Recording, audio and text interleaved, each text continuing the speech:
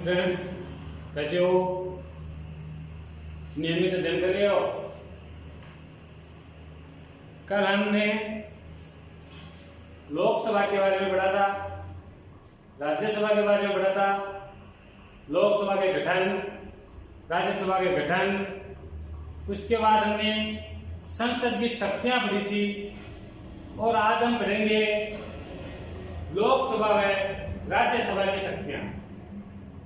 आपकी बुक्स में लोकसभा व राज्यसभा दोनों की शक्तियां अलग अलग दी गई हैं, लेकिन हम दोनों की शक्तियों में तुलना करके पढ़ेंगे।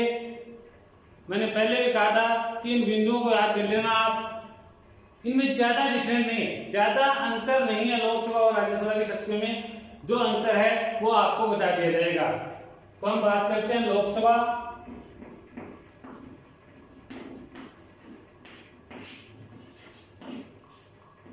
व राज्यसभा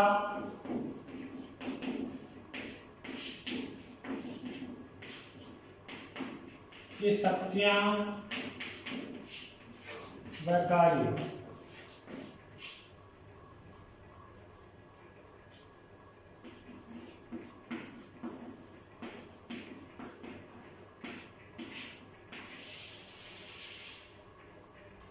एक तरफ लोकसभा, एक तरफ आपकी राज्यसभा।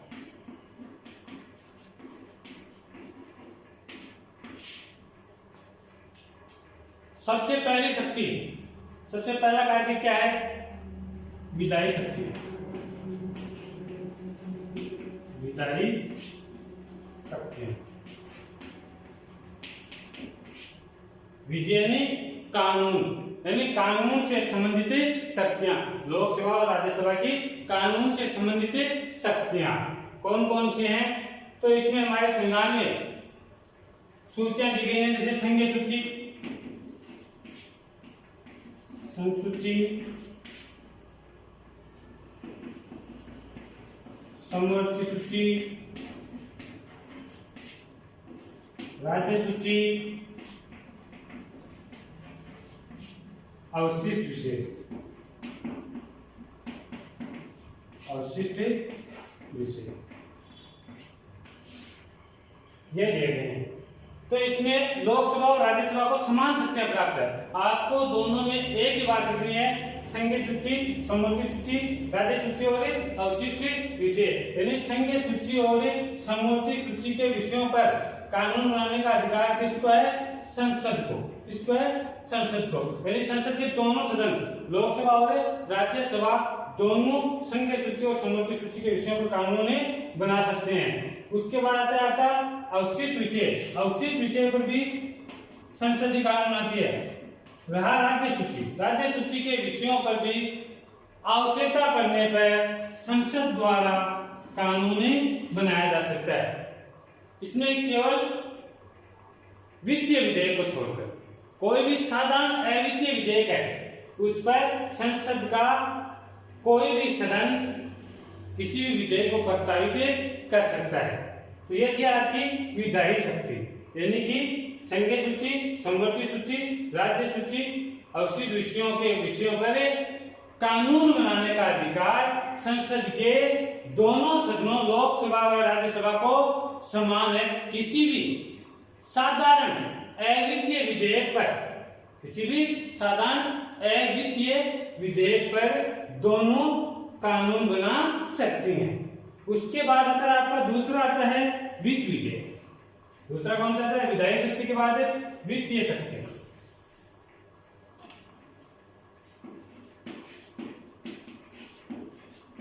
वित्तीय शक्ति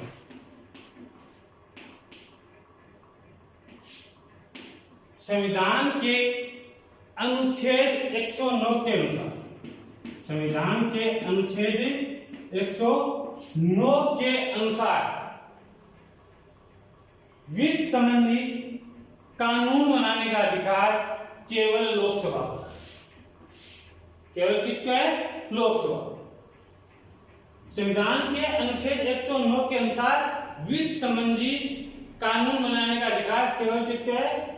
लोकसभा पर। वित्त संबंधी अधिकार वित्त संबंधी कोई भी विधेयक है वो सर्वप्रथम कहाँ प्रस्तावित किया जाता है? लोकसभा में, और लोकसभा में प्रस्तावित करने के बाद राज्यसभा के पास भेजा जाता है। लेकिन राज्यसभा उसे अपने पास कितने दिन रख सकती है? 14 दिन तक। कितने दिन तक? 14 दिन तक। 14 दिन के बाद या तो राज्यसभा उस पर हस्ताक्षर कर देगी 14 दिन के भीतर भीतर, या फिर 14 दिन के बाद राज्यसभा द्वारा वह विधेयक अपने आप स्वीकृत माने लिया जाता है। विधेयक तो जानते हैं मुझे क्या होता है? विधेयक कानून बनने से पहले जो कोई प्रस्तावित प्रारूप होता है, जिसे आप एक बिल कह सकते हैं, और एक ऐसा बिल जिसे विधि के द्वारा प्रस्ताव में लाया जाए, विधि के रूप में लाया जाए, यानी उसे एक कानून का रूप दिया जाए।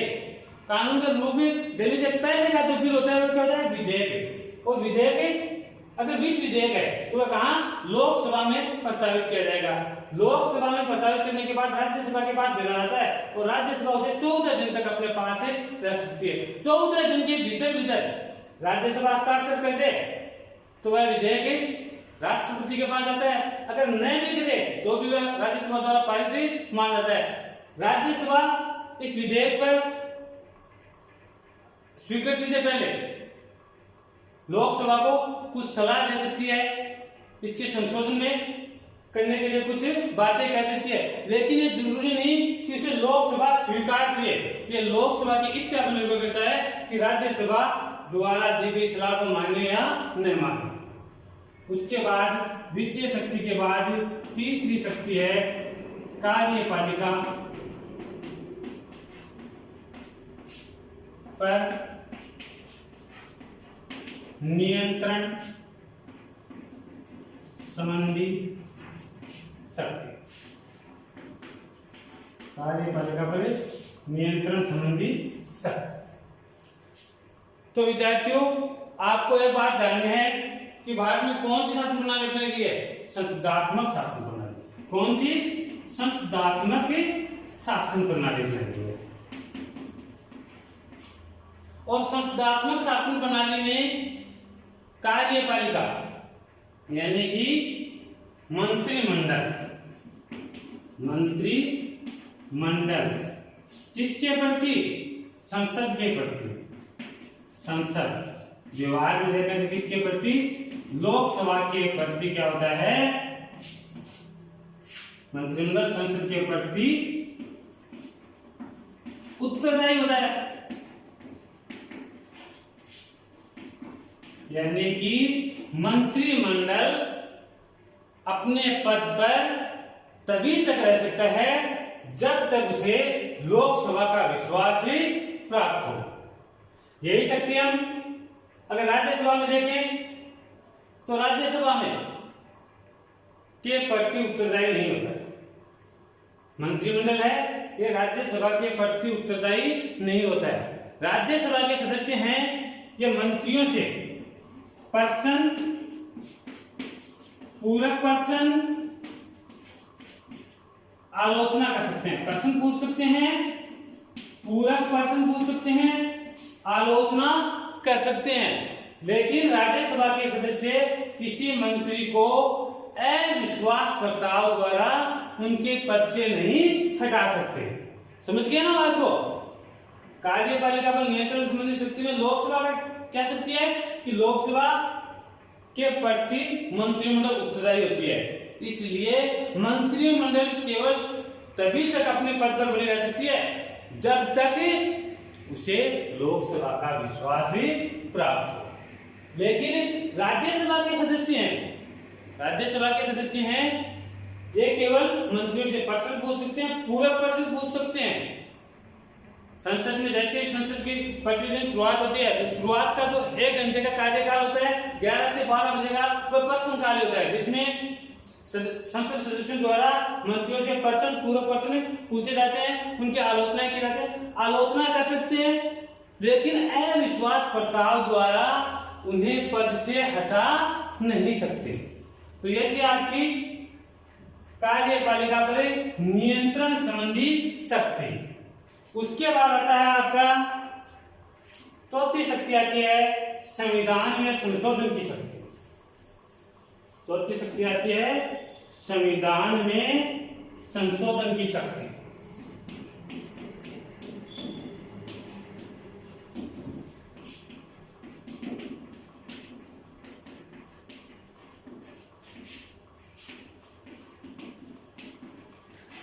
तो यदि लोकसभा और राज्यसभा, लोकसभा और राज्यसभा दोनों सदनों के लिए संविधान में संशोधन करने के लिए समान अधिकार दिए गए हैं, समान शक्तियां दी गई हैं।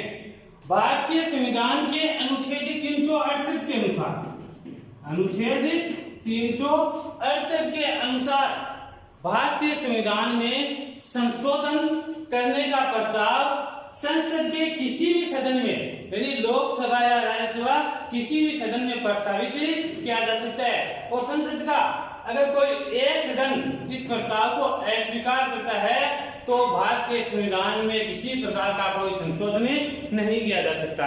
ये बात मैं आपको संसद की शक्ति में पहले भी बता चुका हूं कि संविधान में संशोधन करने के संसद के 3 तरीके हैं। एक वह जिसमें संसद संविधान के अधिकांश भाग में अकेली संशोधन कर सकती है। दूसरा वह जिसमें कुछ ऐसे विषय जिस पर संसद के दोनों सदनों के सदस्यों के पृथक 2/3 बहुमत की आवश्यकता होती है।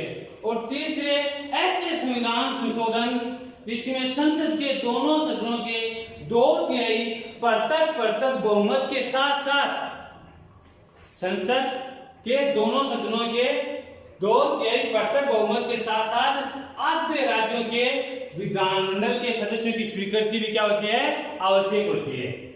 तो इस प्रकार संविधान में संशोधन करने की शक्ति किसके पास है, संसद के पास है। और संसद के दोनों सदनों को, लोकसभा और राज्यसभा को समान शक्तियां दी गई हैं। आपसे अगर तुलना करके नहीं भी पूछा जाए तो लोकसभा में पूछे या राज्यसभा में, आप जब संविधान में संशोधन संबंधित शक्ति लिख रहे हैं तो दोनों का उत्तर क्या लिखना आपको सेम। वही बात इसमें लिखने की अनुच्छेद 368 के अनुसार भारतीय संविधान में संशोधन करने का अधिकार संसद को दिया गया है। और संसद के दोनों सदन, लोकसभा व राज्यसभा दोनों सदन द्वारा संशोधन संबंधी प्रस्ताव संसद में रखा जा सकता है। ये बात आपको, यही बात राज्यसभा में लिखनी, यही लोकसभा में लिखनी। उसके बाद निर्वाचन संबंधी शक्ति।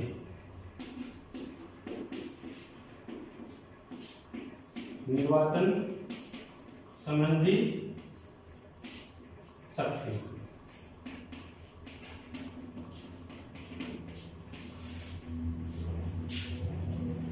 निर्वाचन संबंधी शक्तियां तो लोकसभा और राज्यसभा के सदस्यों को निर्वाचन संबंधी शक्तियां भी दोनों को क्या दिए गए हैं, समान दी गई हैं। वही शक्तियां राज्यसभा के पास हैं और वही किसके पास हैं, लोकसभा के पास हैं। ये किसका चुनाव करते हैं, राष्ट्रपति और उपराष्ट्रपति का। इसका अनुच्छेद 54 के अनुसार, अनुच्छेद 54 के अनुसार राष्ट्रपति और अनुच्छेद 66 के अनुसार उपराष्ट्रपति का चुनाव इसके द्वारा संसद के दोनों सदनों के निर्वाचित सदस्य तथा भारत के राज्य की विधानसभाओं के निर्वाचित सदस्यों द्वारा मिलकर किया जाता है। यानी कि निर्वाचन संबंधी शक्तियां भी, इसमें भी आपको वही बात लोकसभा में लिखनी है, वही राज्यसभा में, कि संविधान के अनुच्छेद 54 के अनुसार राष्ट्रपति का निर्वाचन और अनुच्छेद 66 के अनुसार उपराष्ट्रपति का निर्वाचन लोकसभा तथा राज्यसभा दोनों सदनों के निर्वाचित सदस्य मिलकर क्या करते हैं, राष्ट्रपति का चुनाव करते हैं। एक बात ध्यान में रखना, राष्ट्रपति के निर्वाचन के लिए केवल निर्वाचित सदस्य हैं। निर्वाचन संबंधी स्थिति में केवल निर्वाचित सदस्य, मनोनीत सदस्य नहीं है, क्योंकि मनोनीत सदस्य होते हैं वो राष्ट्रपति द्वारा मनोनीत किए जाते हैं। और राष्ट्रपति द्वारा जब मनोनीत किए जाते हैं तो वो राष्ट्रपति के चुनाव में भाग नहीं ले सकते। ये थी आपकी निर्वाचन संबंधी शक्तियां। उसके बाद आता है विविध शक्तियां। विविध शक्तियां।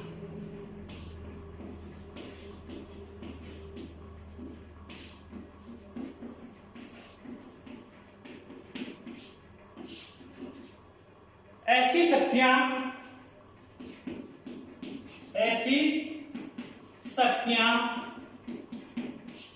जिनका उपयोग या प्रयोग न जो लोकसभा, राज्यसभा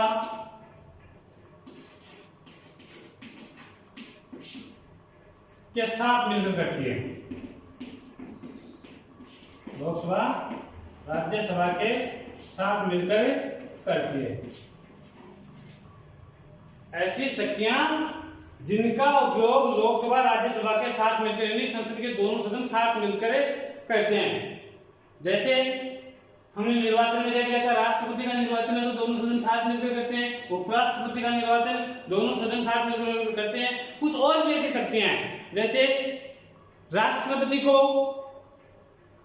सर्वोच्च न्यायालय के न्यायाधीश को अगर पद से हटाना है तो महाभियोग प्रस्ताव भी संसद के दोनों सदन, लोकसभा और राज्यसभा दोनों सदन द्वारा मिलकर ही लाया जाता है। यानी कि इसको राष्ट्रपति वह सर्वोच्च न्यायालय के न्यायाधीशों को पद से हटाने के लिए महाभियोग की आवश्यकता पड़ती है। और महाभियोग किसके द्वारा लगाया जाता है? संसद के द्वारा। संसद के दोनों सदनों को इसके अंतर्गत समान शक्तियां प्रदान की गई हैं। उसके बाद राष्ट्रपति के बाद आता है उपराष्ट्रपति। उपराष्ट्रपति को पद से हटाना, उपराष्ट्रपति को पद से हटाने के लिए भी दोनों क्या दिए हैं? समान शक्तियां। लेकिन इसमें एक बात ध्यान में रखने योग्य है, उपराष्ट्रपति को भी लोकसभा और राज्यसभा दोनों के सदस्य साथ मिलकर हटाते हैं, महाभियोग द्वारा हटाते हैं। लेकिन यह महाभियोग प्रस्ताव सर्वप्रथम राज्यसभा में स्वीकृत होता है, राज्यसभा से प्रस्तावित होता है, क्योंकि उपराष्ट्रपति होता है वो राज्यसभा का सदस्य होता है। उपराष्ट्रपति हमेशा राज्यसभा का पदेन सभापति होता है। तो राज्यसभा का पदेन सभापति होने के नाते उपराष्ट्रपति को पद से हटाने के लिए सबसे पहले विधेयक प्रस्तावित कहां से किया जाता है? राज्यसभा से किया जाता है। कहां से किया जाता है? राज्यसभा से। आपको केवल समझना है, ये बातें लिखने नहीं, आपको लिखने पर ध्यान नहीं देना है, जो बताया जा रहा है समझना है। लिखित में आपको नोट्स मिल जाएंगे। उसके बाद तीसरी चीज आपातकाल के संबंध में। आपातकाल के संबंध में भी दोनों सदनों को समान शक्तियां हैं। हमने पढ़ा था संसद की शक्तियों में कि अगर राष्ट्रपति द्वारा आपातकाल लगाया जाता है तो 1 महीने के भीतर संसद के दोनों सदनों द्वारा क्या होना चाहिए? प्रस्ताव स्वीकृत होना आवश्यक है। और संसद के दोनों सदनों द्वारा स्वीकृत होने के बाद आपातकाल कितने दिन रह सकते हैं? 6 माह तक। कितने दिनों तक? 6 माह तक। और 6 माह के बाद पुनः अगर आपातकाल को, संकट काल को बढ़ाने की आवश्यकता पड़ती है, यह राष्ट्रपति द्वारा बढ़ाया जाता है, तो किसके द्वारा? संसद के द्वारा स्वीकृत होना पुनः आवश्यक है।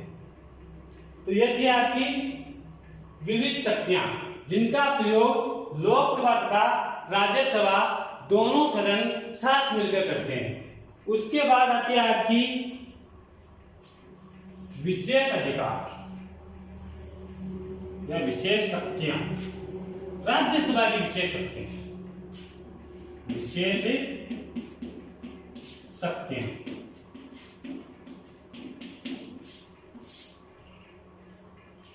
जो केवल किसके पास है? राज्यसभा के पास। केवल और केवल किसके पास है विशेष शक्तियां? राज्यसभा। संविधान में 2 ऐसी शक्तियां दी गई हैं जो लोकसभा के पास नहीं है, केवल राज्यसभा के पास है। उनमें नंबर 1 है संविधान के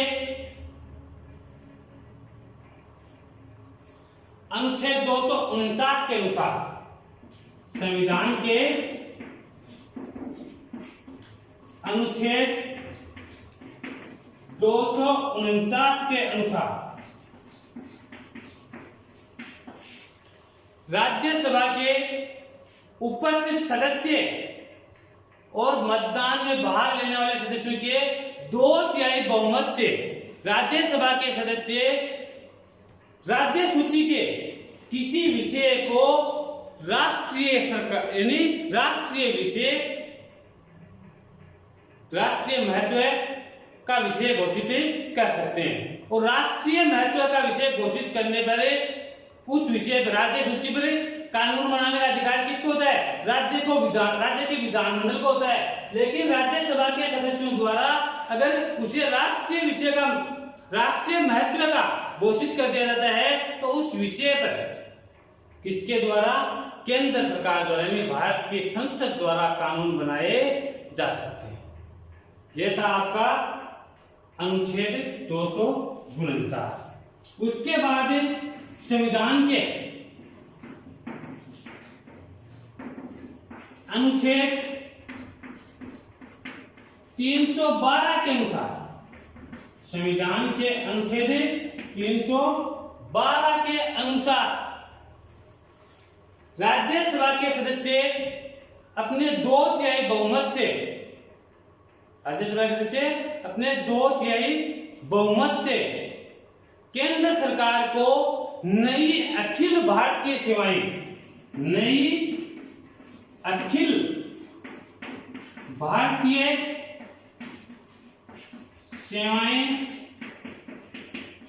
स्थापित करने का अधिकार देती हैं।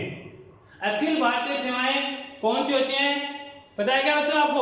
अखिल भारतीय सेवाएं कौन सी होती हैं?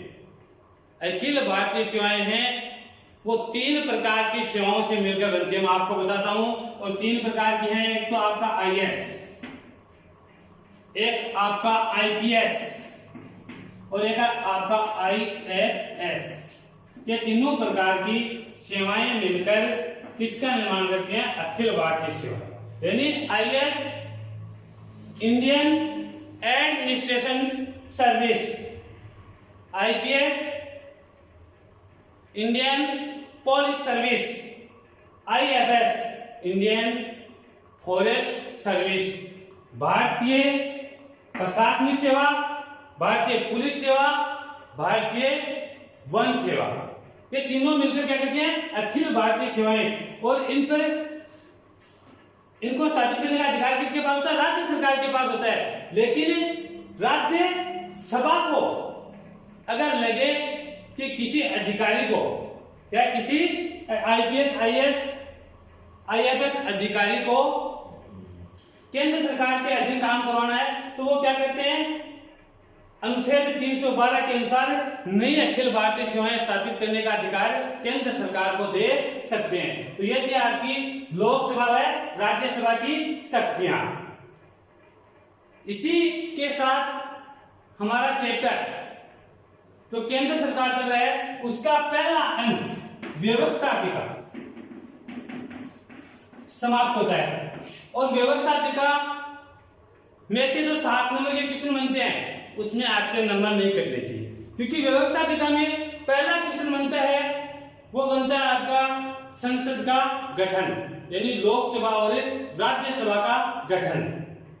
लोकसभा और राज्यसभा के गठन को हमने अच्छे से दोनों में तुलना करके पढ़ा था कि लोकसभा के सदन कौन कौन से होते हैं, राज्यसभा के सदन कौन से होते हैं, लोकसभा की सदस्य संख्या क्या है, राज्यसभा की सदस्य संख्या क्या है, लोकसभा का कार्यकाल, राज्यसभा का कार्यकाल, लोकसभा की योग्यता है, राज्यसभा की योग्यता है। हमने गठन पढ़ा था। गठन के बाद हमने पढ़ी थी संसद की शक्तियां। दूसरा क्वेश्चन बनता है संसद की शक्तियां, विधायी शक्ति, वित्तीय शक्ति, प्रशासनिक शक्ति, कार्यपालिका और नियंत्रण संबंधी शक्ति, निर्वाचन संबंधी शक्ति। तो यह क्वेश्चन भी आपका गलत नहीं होना चाहिए। और तीसरा क्वेश्चन हमने पढ़ा आज लोकसभा व राज्यसभा की शक्तियां व कार्य। 3 ही मात्र बड़े क्वेश्चन बनते हैं, 3 ही बड़े क्वेश्चन बनते हैं।